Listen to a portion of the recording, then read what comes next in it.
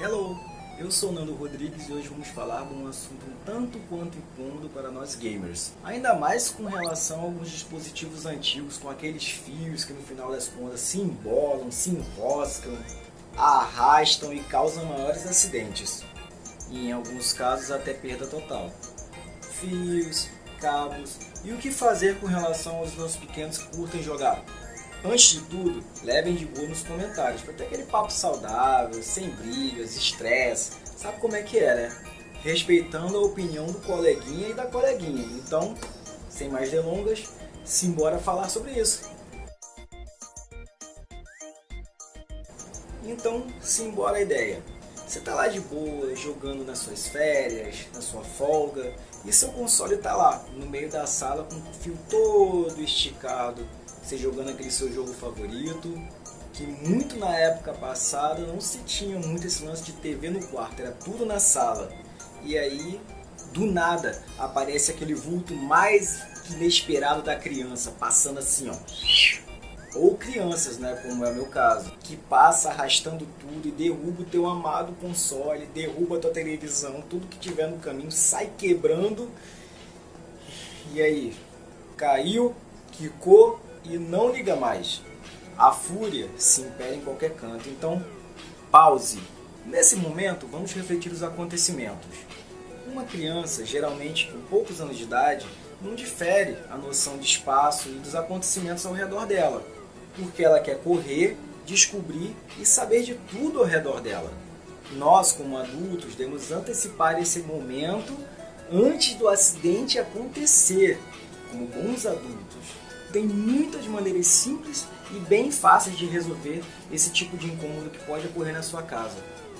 Lembra quando nossas mães falavam, bom, pelo menos a minha, né? O seu espaço é seu cuidado? Então, é isso que vamos tratar aqui hoje. Você é o adulto inteligente, então aqui vamos listar 5 maneiras de antecipar esse tipo de situação. E não passar a raiva e ver o seu console despencando, caindo e parando de funcionar. 1. Nunca coloque a TV no meio do caminho. Muitas das vezes a gente quer a televisão num cantinho melhor para jogar, ainda mais quando a televisão é pequenininha e acaba arrastando a televisão para o meio do caminho. Então é uma péssima ideia. Acha sempre um cantinho para guardar a sua televisão e colocar para você jogar. Afinal de contas, você atravessa esse sinal verde? Eu acho que não. 2. Fontes sempre desligadas. Hoje em dia as crianças sabem mais tecnologia do que a gente. Afinal de contas, teve coisa que eu aprendi a editar com uma criança de 13 anos, inclusive no Audacity. Então, uma fonte desligada evita principalmente aquele rolê que acontece com o seu Benjamin. Aquele adaptadorzinho, né, que liga um monte de coisa uma em cima da outra. Pois é. E aquele estalo, quando liga do nada, uma em cima da outra. Ele vai querer carregar o telefone dele e no final das contas a sua fonte está ligada. Então pode ter uma pane. Se você não tiver um no-break ou um disjuntor bom. Estabilizador também, tá? E já pensou a sua fonte queimada? Uma dificuldade para achar uma fonte original hoje em dia. 3. Coisas lá no alto. Essa dica é para aquele que tem aquela criança de 1 ano e pouquinho que está aprendendo a andar ou já está andando na situação de algumas e corre para cima e para baixo mexendo em tudo. Deixa tudo fora do alcance. Sem apoio para pé também, colocar banco, colocar outro tipo de coisa que a criança consiga subir e agarrar. E nem pensar em deixar fio pendurado, porque ela vai puxar e o pior de tudo, vai machucar o seu filho. Por favor, vamos ter noção, né? E se você deixar cair, puxar, é hospital na certa, que é o pior ainda.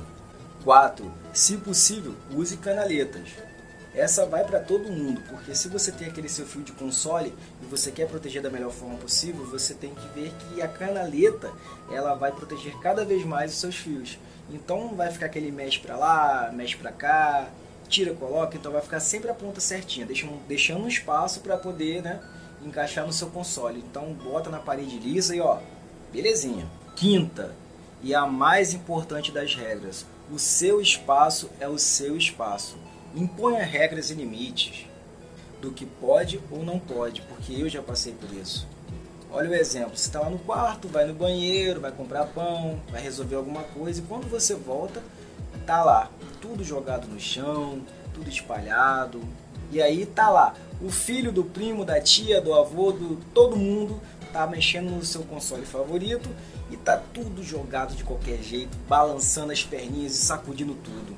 Antes de tudo, não é culpa da criança. Afinal, como eu já falei, o adulto que manda na situação. É um playground para ela, ela vai querer se divertir.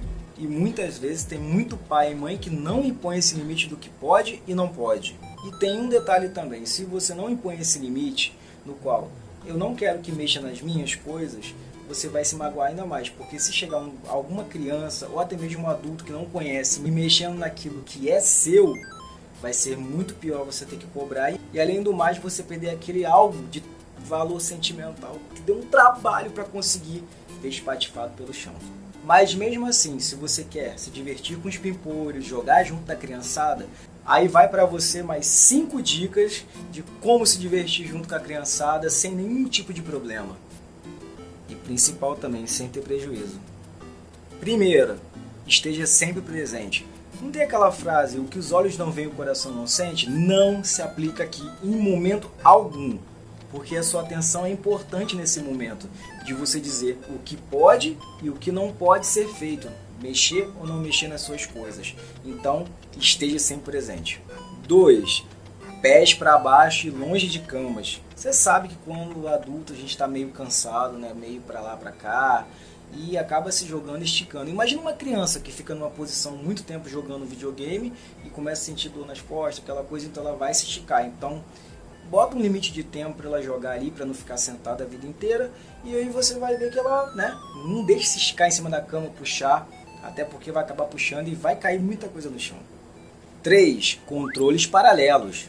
O que você acha mais caro? Comprar um controle paralelo ou você dar na mão dela o seu controle original e saber que no final das contas vai ter um problema e um prejuízo, porque comprar um controle paralelo é um pouco mais barato do que comprar um controle original. O prejuízo vai ser bem menor. E a criança não sente diferença de delay, né? No caso, alguns jogos de luta, você vai apertar, você vai sentir a diferença. Alguns controles têm isso, mas a criança não sente essa diferença, valeu? 4. Controle sem fio. Tem alguns controles sem fios no mercado que para alguns tipos de jogos são feitos para isso mesmo. Então, um controle sem fio é uma pedida ótima para uma criança, ainda mais com consoles mais avançados. Mas, detalhe, a mão da criança muitas vezes é menor do que o controle, então você tem que estar ali para ensinar como é que ela vai segurar esse controle, mostrar para ela com todo o carinho e afeto que ela merece. Ela não tem culpa de ter a mãozinha dela vai crescer, né? 5. Quando for mais de uma criança, dá o controle para cada uma que você comprar e nomeia cada um com o nome dela. Sem saber, a criança vai ter o tom de responsabilidade, porque é seu, cuide, não quebre. Então é muito importante dar o controle para ela e falar aqui, ó, João, esse controle é seu. Nicolas, esse controle é seu, que é os nomes dos meus filhos. Entendeu? Então você está dando para ela uma responsabilidade. Quebrou, não dá outro não. Deixa de castigo aí um mês aí sem controle para sentir o que é bom para tosse. Ou então bota para jogar com o controle quebrado para sentir qual é a situação horrível. E complementando, você vai estar ensinando responsabilidade para essa criança. É seu, cuide. No tudo tem uma regra das mais importantes. Jogue com seus pimpolhos, divirta-se, inclua-as nesse mundo que é tão bom, é tão bacana, que ensina valores, entendeu? Seja um bom pai, uma boa mãe, compartilhe com eles momentos bons. Assim como meu pai, quando eu era criança, me levava para um fliperama que tinha numa antiga feira aqui lá em Nilópolis, e ele me botava em pezinho no caixote para jogar Street Fighter 2. Então isso nunca saiu da minha memória, assim como eu sei que os seus pequenos vão ter essa memória carinhosa com relação a vocês. Agora teremos uma participação especial do nosso amigo Ulisses, que eu vou fazer umas perguntinhas para ele, até porque ele também tem uma coleção boa de consoles e ele não tem filhos, então vamos ver qual é a situação dele. Primeira pergunta: quando você era criança, Ulisses, como eram os cuidados que você tinha com seus consoles e como foi a sensação de você receber seu primeiro videogame? Cara, o primeiro videogame que eu tive, na verdade, foi o Master System, né? 3. Isso lá por volta de 92, 93, porque minha vida game se iniciou mesmo nos fliperamas, né?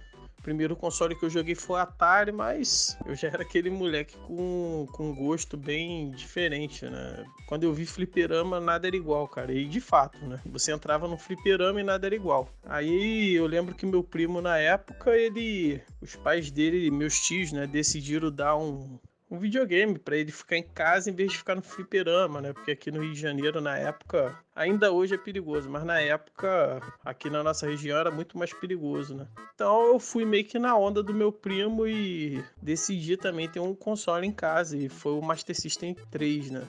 Segunda pergunta, você costumava quebrar muito controle? Ah, cara, os cuidados que eu tinha era aquilo, né? Uma criança, você ter, né, aquele senso de preservação, você ainda não tem. Então, né, eu fazia o máximo ali que eu poderia fazer, era não deixar o videogame cair, né? Eu lembro que a televisão ficava junto com o videogame em cima de uma cômoda, né? E eu botava a cadeira ali em frente à cômoda pra me jogar. E eu não lembro na história de eu deixar videogame meu cair, né? Então, era o mínimo que eu poderia fazer na época, era isso. Não deixar cair, seja o console, seja controle, ou as fitas que alugava. Era isso. Terceira pergunta, quando uma criança vai jogar no seu espaço, quais são as medidas que você toma para não ter aquele acidente inesperado? Na verdade não, cara, esse lance de quebrar controle, eu quebrar os meus itens, né, seja controle, memory card ou qualquer coisa posteriormente, né, eu acho que não, nunca tive esse problema. É óbvio que com ali, né, você utilizando uma borracha ali dentro do controle, ela pode vir a partir, né, a borracha condutiva ali dos botões do direcional, mas é isso, né, de tanto utilizar uma hora, né, as coisas vão perecendo, mas aí que tá, né, os controles não quebravam por maus cuidados, né, então eu, desde moleque, né, como a gente não é rico, não tem dinheiro, então desde moleque eu tive que aprender a abrir controle, a trocar borracha condutiva, né, eu moleque já, eu fiz amizade com técnicos de eletrônica aqui na Redondeza, né? Então, quando tinha algum problema assim, eu levava para algum deles dar uma olhada para mim. Mas era isso. Eu acho que controle na minha mão quebrar, não, nunca tive esse impasse, não. Quarta pergunta, na sua opinião, qual é o melhor console para uma criança jogar?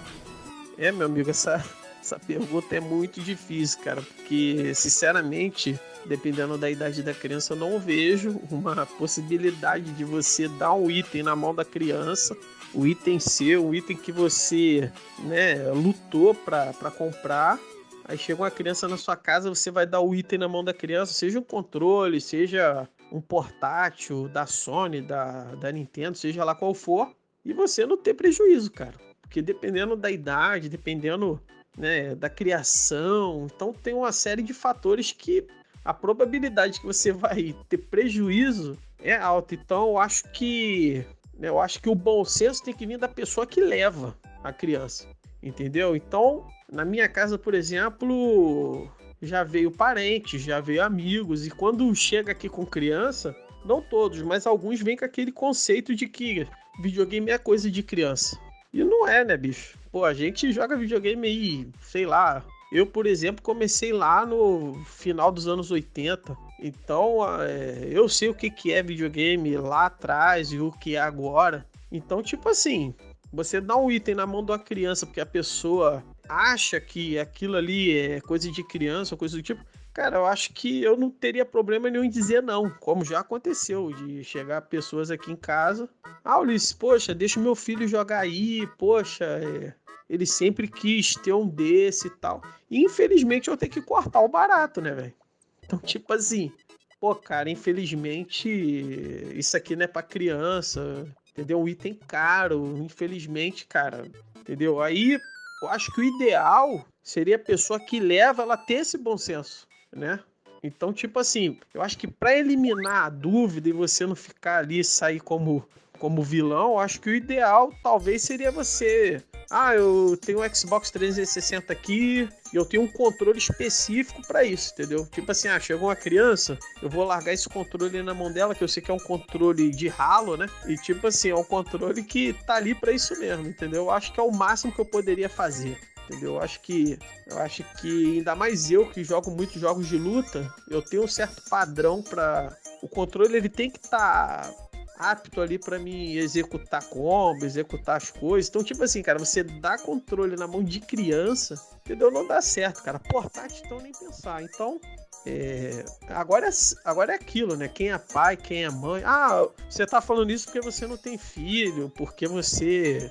E sim, cara, eu não tenho, entendeu? E eu não tenho necessidade de ninguém trazer filho aqui pra mim ouvir isso, né? Porque, né, os itens são meus, assim como os seus filhos são seus, né? Então, cada um preserve o que tem, né? Então é isso. Eu acho que é um assunto que poderia muito bem ser resolvido na cumplicidade e no respeito, entendeu? E essa ideia de que videogame é coisinha de criança, isso já passou há muito tempo.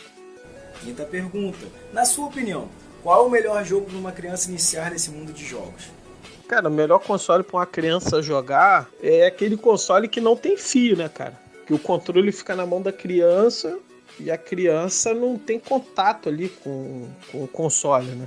Não vai ter fio atravessando a sala, ou o quarto, ou seja lá onde for. E é aquilo, cara, qual console melhor para criança jogar é relativo, né?